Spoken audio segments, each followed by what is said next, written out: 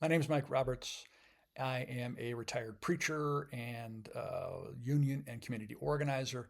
And I want to show you a couple of clips from a recent city council meeting in Olympia, Washington, because it's a great example of something that's been bothering me for a long time.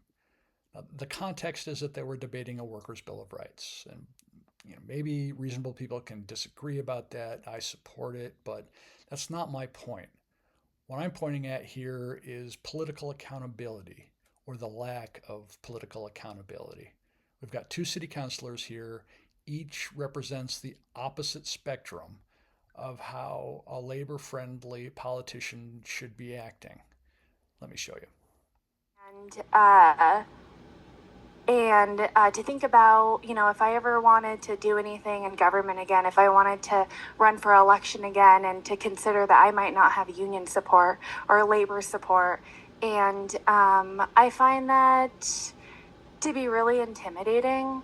I find that to be peer pressure. I've really appreciated and been proud of the labor support that I had gotten. Um, when I have ran for election before. Now, I got to say, when I first saw that video, and just to be clear, I wasn't there that night, I couldn't make it. And I want to thank Annette Smith, a wonderful organizer from IAM who shot all of this and sent it to me. But anyway, when I first saw that clip, I'll admit I felt a little sorry for her. I mean, she seemed kind of distressed.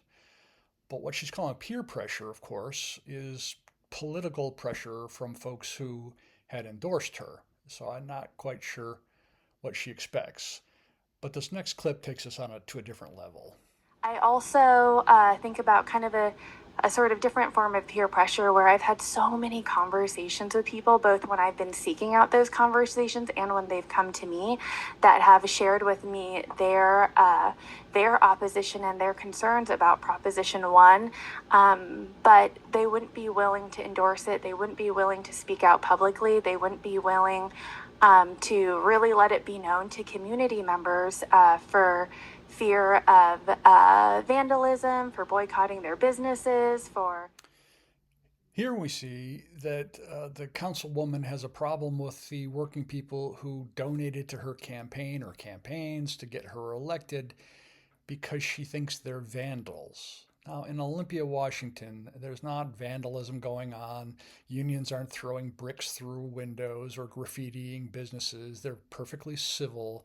These folks that put their hard earned labor toward her campaign and got her in there are not criminals. It's very disheartening to hear a labor endorsed city council person talk like that. Now, in total contrast to the first council person, the next one shows what it's like when you put people in office who really do stand in solidarity with workers. This is what it should look like.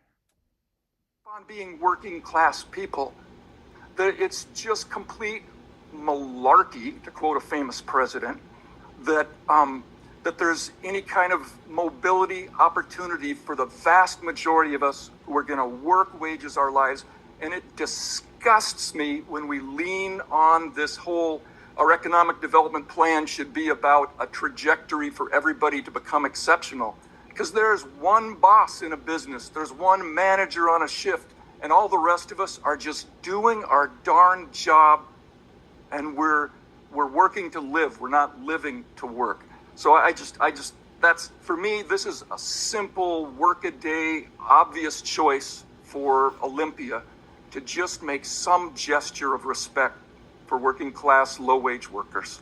Thank you for the time. So obviously the difference is like night and day. I have a suggestion for unions and the labor movement in general.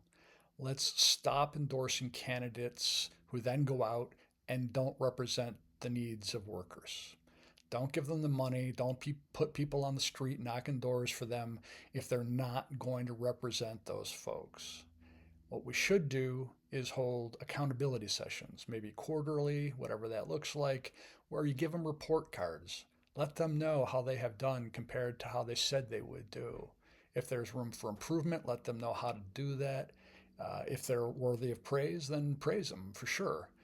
But in a situation like this, we might also look at doing certainly op-eds, but maybe even rallies where you just punctuate an issue like this, punctuate a time like this, where you have a city council person who was put in office by working people and then takes it personally when those hard-working people expect them to support them like they were supposed to.